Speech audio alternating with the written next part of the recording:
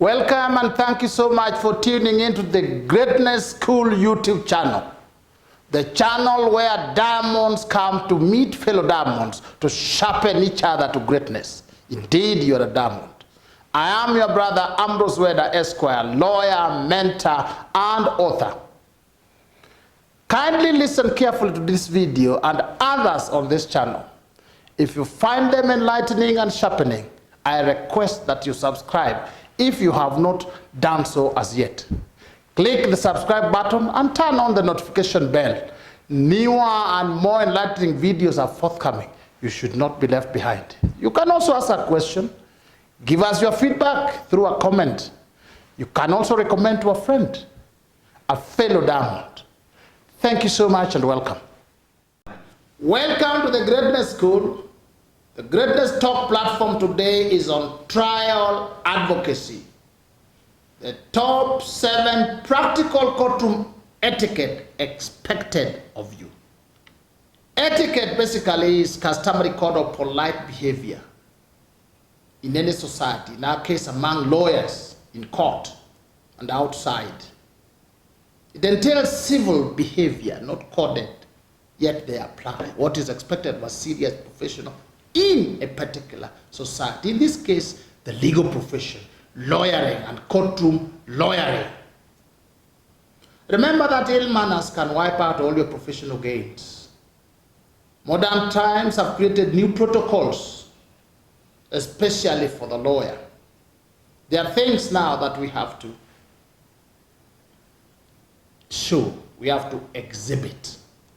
After the striking of the COVID-19 pandemic, new protocols have also arisen that are required of the lawyer to adhere to. The following are top 7 modern courtroom etiquette expected of any serious legal practitioner. Number 1, adherence to security protocols. This is basically civil behavior as well as upholding rule of law, law and order.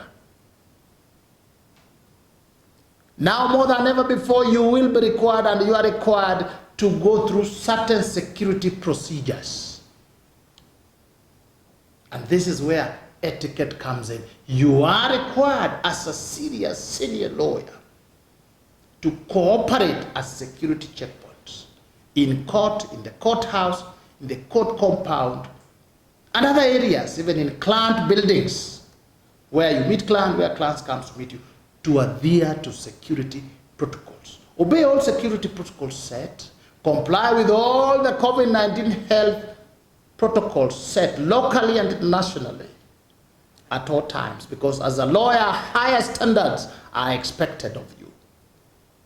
You will find no weapons are allowed, illicit drugs to court, food in the court, and all these things. Therefore, you are required to treat security personnel administering these protocols with candor, respect, honor that demonstrates that you are a great professional, great lawyer. Number 2, keeping time.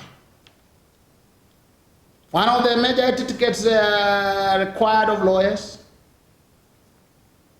is to be on time or early. Courts have set times. Meeting of clients have set times. Be punctual. Meet timelines. Work within the times allocated. Wait for your turn to speak. Further, save time. Never prolong arguments, things, or waste the court's time or your colleague's time. Punctuality, keeping of time, observance of time allocation is a key etiquette required of every lawyer. More so in the modern time where we are required even to attend court via Zoom or other service providers. Attend court from remote locations. Keeping of time has become more central, more critical. Number 3, No recording or broadcasting of court proceedings. This is etiquette required of you. There's temptation to do it. It looks obvious to ignore this. But generally, recording of court proceedings is not permitted unless you are expressly authorized. No audio or video recording unless you have authority to do so. More so, lawyers. Permission can be and is always given to do so. But as a lawyer, you need to do so before you attempt to record or broadcast. Remember also that some court proceedings cannot be recorded except by a court authority. There are some we call in camera, there are some which are not allowed to be recorded. More so, broadcast. Therefore, it's a part of your professional etiquette not to record or broadcast security court proceedings without the proper authorization. Number 4, you're required now more than ever before to maintain civil dressing. We are now more than in times where dressing has gone haywire. People dress anyhow. People dress the way they like. Their dress is your choice. But as a lawyer, you are required to dress well and decently. In other words, dress as near as possible to the prescribed dress code. Even if it is not prescribed, there are dressing standards for lawyers universally. Look at the International Bar Association rules on dress code. Look at your own Bar Association rules on dress code. Look at what it is in a decent society. Dress in a way that is acceptable to the court. Project a pleasant and refreshing look. Dress according to where you are going. If you are going to court, do not dress as if you are going swimming. Dress nicely. Dress beautifully. Dress attractively, decently. Dressing affects your credibility and standing in court. Number 5, use appropriate titles of address. Whether the court is your friend, your classmate, your joke mate, when you are in court, you are required to use appropriate applicable titles of address. A particular court or a jurisdiction, a judge or a magistrate may be addressed as your honor, sir, my lord, my lady. That title of address applies to your professional colleagues. My learned friend, my colleague, the advocate for the accused person, the learned prosecutor. Titles of address are required by the courts for decent practice. You address parties and witnesses and court officials with respect and with their using their proper titles of address. It shows your level of civility, your level of understanding, your level of experience and courtesy. And in all your speech, direct everything to the court, not direct to the parties, to your colleagues. Number 6. Have a civil presence. What does that mean?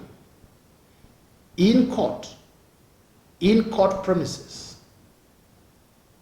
act in a civilized and respectful manner at all times.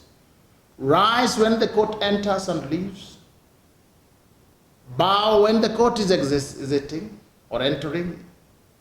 Also, you bow when you are exiting the court. You show honor, regality. This includes actions like not chewing gum or eating in court, or drinking or making noise, or other form of commotion.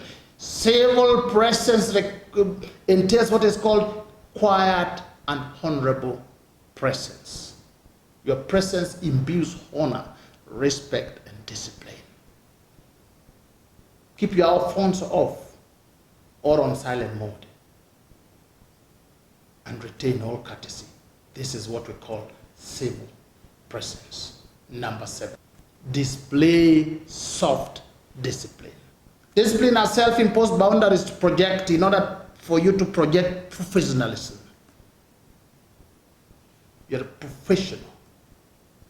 So you impose your own boundaries, things you cannot do, places you cannot pass. This includes adhering to pecking order, senior colleagues, junior colleagues, senior bar, junior bar, the judge, the office of the DPP, the professional colleagues. You obey, you respect the pecking order. You also are obliged under this to use respectful tone, make respectful speech, keep all emotions aside. Whether you are annoyed, unhappy, you are bound to use respectful tone, respectful speech. This also entails never misleading the court.